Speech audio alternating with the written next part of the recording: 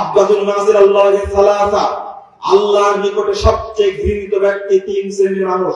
সবচেয়ে ঘৃণিত ব্যক্তি গজব প্রাপ্ত মানুষ, ওর উপরে 24 ঘন্টা গজব নাযিল হয়। তিন শ্রেণীর মানুষের উপরে আল্লাহ গজব নাযিল করেন। তার মধ্যে এক শ্রেণীর মানুষ হলো মুত্তাকিন ফিল ইসলাম সুন্নাত আল জাহেলিয়া, মুসলিম সমাজে জাহেলিয়াতের বিস্তার করেন। এলাকায় 20 লাইন ছিল না, যারা 20 লাইনের ব্যবস্থা করেছে, ল্যাংটা পোড়ার ব্যবস্থা করেছে, এরা অভিশপ্ত। এদের উপরে আল্লাহ গজব নাযিল করেন, এদের দোয়া আল্লাহ কবুল করেন না, এদের উপরে আল্লাহ অসন্তুষ্ট। এলাকায় মদ গাঁজা বিক্রি হতো না, যারা বিক্রি করছে এবং যারা খাচ্ছে তারা গজব প্রাপ্ত, তারা অভিশপ্ত। রাসূল সাল্লাল্লাহু আলাইহি ওয়াসাল্লাম বলেছেন 3 নম্বর, আল্লাহ রাসূল বলেছেন মান দাআ বিদাওয়াল জাহিলিয়া ফালাইসা মিন্না। আর 29 নম্বর হাদিস সহিহ বুখারী, যে ব্যক্তি জাহেলিয়াতের দিকে মানুষকে আহ্বান করে, জাহেলিয়াতের বিস্তার করে, ও আমার উম্মতের অন্তর্ভুক্ত নয়। 3 নম্বর 17209 নম্বর হাদিস মুসনাদ আহমদ, আল্লাহ রাসূল সাল্লাল্লাহু আলাইহি ওয়াসাল্লাম বলেছেন মান দাআ বিদাওয়াল জাহিলিয়া ফাহুয়া মিন দুসা জাহান্নাম। আল্লাহ রাসূল বলেছেন যে ব্যক্তি জাহেলিয়াতের বিস্তার করে সমাজে, মুসলিম সমাজে, ওই ব্যক্তি জাহান্নামের লোকলি হবে, জাহান্নামের জলভুক্ত হবে, জাহান্নামের খড়ি হবে। এমনি মানুষ পুড়বে, আর কোন মানুষ দিয়ে আল্লাহ অন্যকে পুড়াবে। বুঝেন না কথা? খড়ি বুঝেন না? খড়ি কি বলে? আতরান্না করে। আল্লাহ রাসূল বলেছেন এদেরকে দিয়ে জাহান্নামের মানুষকে পুড়াবে। জাহান্নাম। আল্লাহ সাহাবীদের জিজ্ঞেস করলেন, বলো ওয়াইন সামা ওয়া সাল্লা ইয়া রাসূলুল্লাহ। আল্লাহ রাসূল এটা ভালো বলেছেন, আল্লাহ রাসূল যদি ও নামাজ পড়ে, রোজা রাখে, তবুও কি জাহান্নামে পড়বে? যারা জাহেলিয়াতে বিস্তার করে, এই এলাকায় বেহায় চলতে লাগলো মহিলা, কিন্তু আপনার বাপ আপনার সাথে বিয়ে দিয়েছে এক মহিলা, পড়তো ঢাকা বিশ্ববিদ্যালয়, ইংরেজি বিভাগে পড়তো, বুরকা তো দূরের কথা, ওড়না তো দূরের কথা, ও কিছুই পড়তো না, হাফ করে পড়ে বেড়াতো, মাথার চুল সামনেও কাটা পেছনেও কাটা, আঙ্গুলের নখগুলো দেখবেন মনে হয় যে কুকুরের চেয়ে শিয়ালের চেয়ে অনেক বড় বড়। এই বৌমাকে আপনি বিয়ে করে নিয়ে আসলেন টাকা বই হিসাবে, আর আপনি গল্প করছেন বৌমা একখান পাইছি ঢাকা বিশ্ববিদ্যালয় আইনি মাস্টার্স। এ বৌমা না ভাই, এটা হলো ভাইরাস, করোনার চেয়েও ভয়ঙ্কর। আপনি ভুল করেছেন। এই মহিলা আপনার পরিবারকে নষ্ট করবে, ভাইরাস আপনার আত্মীয় স্বজনকে নষ্ট করবে।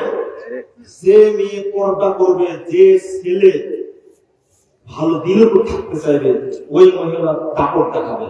আমি ঢাকা বিশ্ববিদ্যালয়ে পড়েছি, আমি কম জানি? তোমার কি মুরগি হয়ে গেছে? ও ঠিক করবে, ঠাক্কা করবে। আর আপনি খুব বড়াই করছেন, বৌমা একখান পাইতে ঢাকা বিশ্ববিদ্যালয়ে আইনে পড়া, রাজশাহী বিশ্ববিদ্যালয়ে পড়া, হাঁটাশি কথা বলার জায়গা পান না। আপনি পরিবারকে ধ্বংস করলেন। এর উৎপাদন কখনোই ভালো না। বিয়ের আগে যে কয়বার যে কত ছেলের সাথে বিয়ে হয়েছে, এইসব আপনি জানেন? শরম করেন আপনার? লজ্জা করেন আপনার? আপনি বক্তব্য শুনবেন, এরপরে আপনি গায়ে হলুদের অনুষ্ঠান করেছেন। এই সুন্নাত জারি করলো কে? আপনার মতো বাকি এই কাজ করেছে। আবার নিচে বিমান কিনেছে, কিনেছে বিমান, পালসার গাড়ি। আর আপনার ভদ্র ছেলে বিসিএস ক্যাডার, সে বলছে, ভদ্র ছেলে বলছে যে আমি তো নিতে চাচ্ছিলাম না, আমার বাপ নিয়ে গেছে, পালসার গাড়ি নিয়ে গেছে। কিভাবে নিল? বিয়ে ঠিক হওয়ার পরে নিয়েছে, বিয়ে ঠিক করে চলে আসছে, তো বলছে যে ছেলে তো বিসিএস ক্যাডার, কলেজে চাকরি করে। বিয়ে সাহেব কি বলবো, এটা তো বলা লাগে না। আপনার মেয়েটা বাড়িতে একা একা থাকবে, একটা 32 টিভি দিয়ে, তারপরে কলেজে যদি আপনি সাইকেল নিয়ে দেন, মানুষ খারাপ বলবে না? পালসার গাড়ি দিয়ে বলেন যে এই বাপটা কত খারাপ বলবে। ফোন দিয়ে বলছে, তুমি বাড়ি আসো। বলছে না, বাড়ি আমি জামালপুর শহরে আসছে, তুমি শহরে গেছো, আমাকে বলবো না একটু? তুমি বাড়ি আসে তারপরে বলবো। বাড়ি আসার পরে বিসিএস ক্যাডার ছেলেকে হাসপাতালে শুরু করতো, কি বললা তুমি? আমি তো তোমার গোলাম, জামালপুর শহরে যেতে হলে তোমার অনুমতি নিয়ে যেতে হবে, তুমি বলতে পারলে এটা আমাকে? আমি কি খারাপ মহিলা? চিন্তা করেন, আমি খারাপ মহিলা? তুমি বিশ্বাস করো না আমাকে? শুরু হয়েছে গজব উপরে, ভদ্র সদ্র ছেলে টাকা পয়সা দিয়ে অনেক খরচ করে বিসিএস ক্যাডার হয়েছে, ও পড়ে গেছে খান মাছের কাছে। তোমার কি হবে বলেন? তোমার স্মরণ থাকার দরকার। এই কলেজে চাকরি নেওয়ার সময় 10 লাখ টাকা লাগছিল, আমার বাপ দিয়েছে। পালসার গাড়ি আমার মা দিয়েছে। আর যে ফ্রিজের মাছ গোস্ত খাও, এটা আমার খালা কিনে দিচ্ছে। আর যে খাকে শুয়ে থাকো, এটা আমার চাচা দিয়েছে।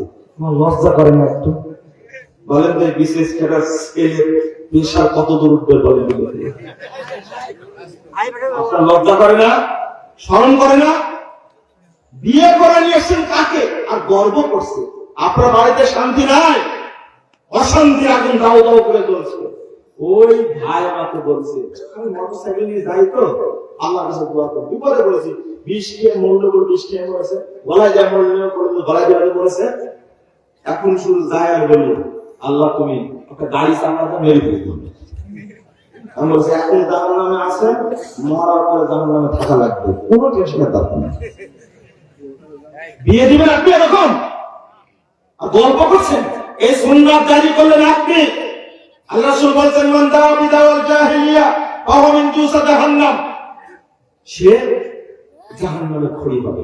শুনেন, সাহাবীরা বলেছেন, আল্লাহ রাসূল যদি এই লোকটা রোজা রাখে, নামাজ পড়ে, আগে রোজার কথা আসছে, কিসের কথা? সিয়াম পালন করে, সালাত আদায় করে, তবেও কেউ জাহান্নামে যাবে, খড়ি হবে। আল্লাহ রাসূল বলেছেন, ওয়াইন সুমা, শুধু একটা বাড়ায় বলে, ওয়াইন সুমা ওয়া সাল্লা ওয়া জামা আন্নাহু মুসলিম, যদিও সিয়াম পালন করে, যদিও সালাত আদায় করে, যদিও নিজেকে মনে করেন পাক্কা মুসলিম, তবুও জাহান্নামে খড়ি হবে। বলে তো সিয়ামের কথা বলেছে কেন?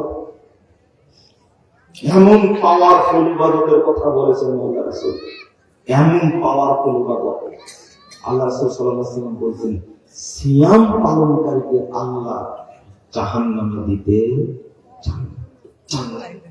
শুধু একটা সিয়াম যদি করে, নফল সিয়াম, একটা যদি করে, আল্লাহ রাসূল বলেছেন, ফাজালা বাইনাহু বাইনান নারি খান্দাকা ওয়া বাইনাস সামাওয়াতি ওয়াল আরদ। আল্লাহ রাসূল বলেছেন, তার মাঝে এবং জাহান্নামের মাঝে এত বড় একটা গর্ত করবেন যেন জাহান্নামে না যায়। আসমান থেকে জমিন পর্যন্ত যত বড় দূরত্ব, জাহান্নাম থেকে তার দূরত্ব হবে এত। শুধু নফল সিয়াম পালন করবে। আল্লাহ কি সিয়াম পালনকারীকে জাহান্নামে দিতে চান? কিন্তু যদি জাহেলিয়াতের সাথে কেউ জড়িত হয়, এই সিয়াম কাজে লাগবে না, ধোঁকায় ছাড়বে জাহান্নামে। লজ্জা করেন? জাহিলিয়াত গুলো কি কি?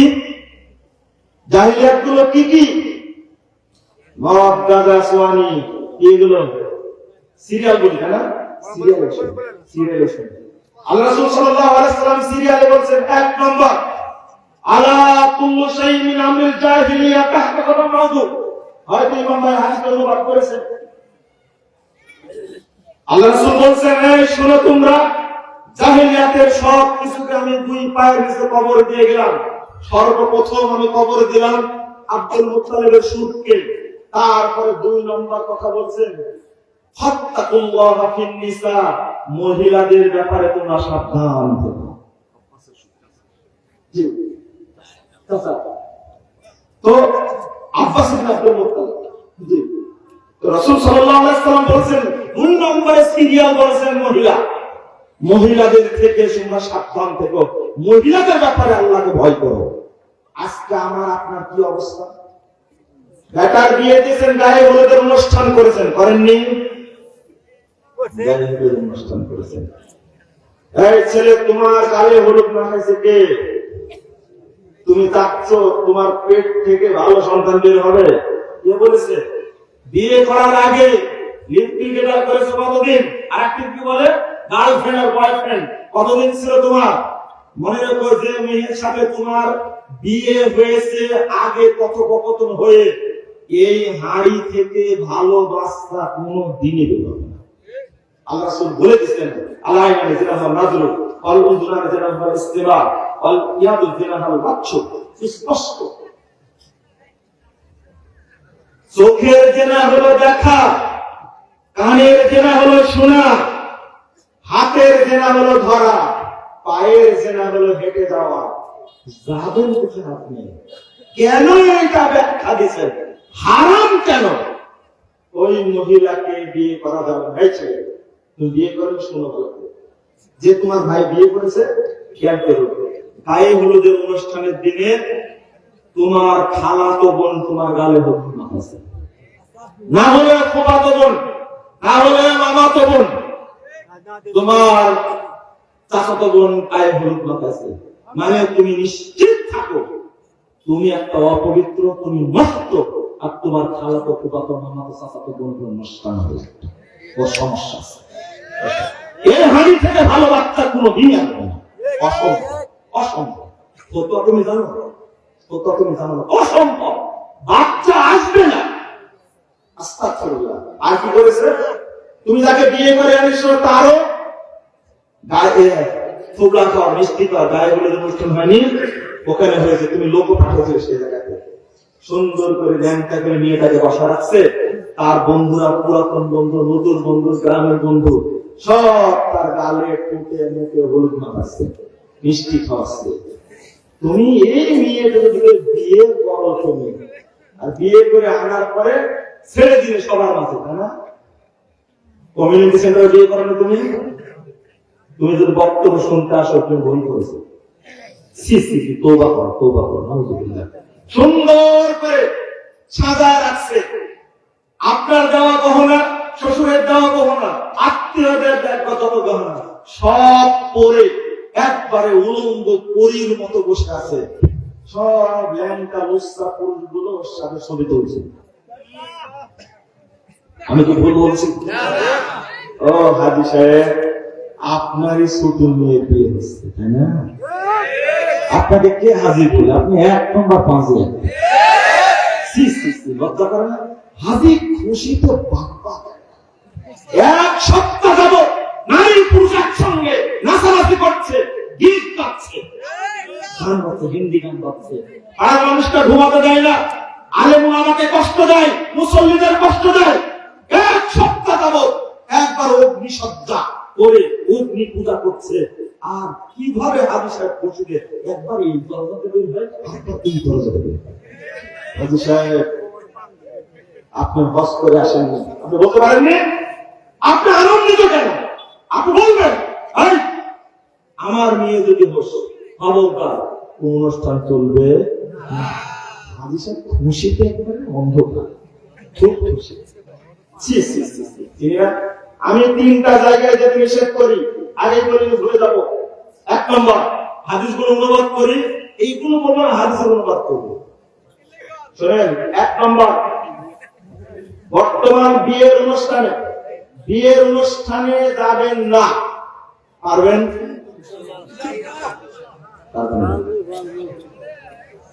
আমি 3টা বিয়ের অনুষ্ঠানে গিয়ে ঘুরে আসছি আমি নিজে, এরপরে আর বিয়ের দাওয়াত নেই না।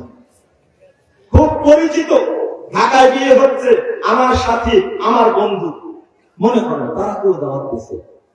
আমি বললাম, আজকে এতদিন থেকে আপনাকে দেখছি, যে সুন্দর মানুষ আপনার চেহারা, লম্বা মানুষ, চেহারা সুন্দর, দাড়িগুলো লাল, পাঞ্জাবি পরে এত সুন্দর, কিন্তু এটা কি দেখলাম আজকে? এটা বসে আছে। আমি ভিতরে এক পা ঢুকায় দেখে বেরিয়ে আসছি। আমাকে খুব সম্মান দিয়ে নিতে আসে, আশেপাশে ভিতরে কেমন লজ্জায় লোকজন, অপমান করলাম, করার পরে দাওয়াত দিলেন কেন আপনি? প্রথম প্রশ্ন, দাওয়াত দিলেন না, আপনি এত বের হয় আপনাকে দেখতে ভালো মনে করতাম, কিন্তু আজকে কি পারেনি। চেষ্টা করেছেন আপনি? আপনার কে লাখ লাখ টাকা খরচ করবে, একটা 30 লক্ষ টাকা খরচ করবে খাওয়া দাওয়া, খরচ কে করেছে?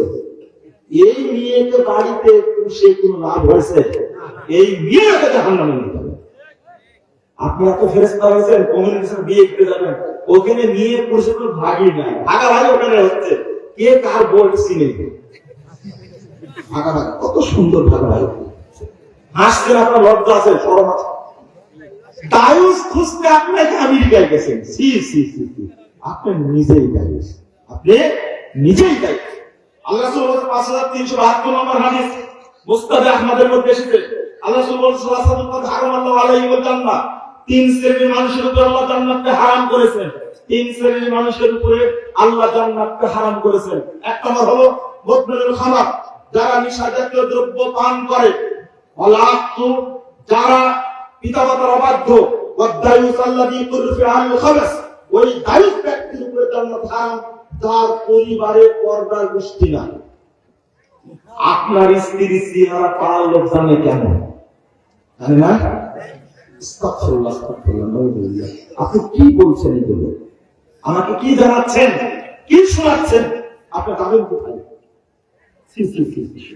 আমি বলবো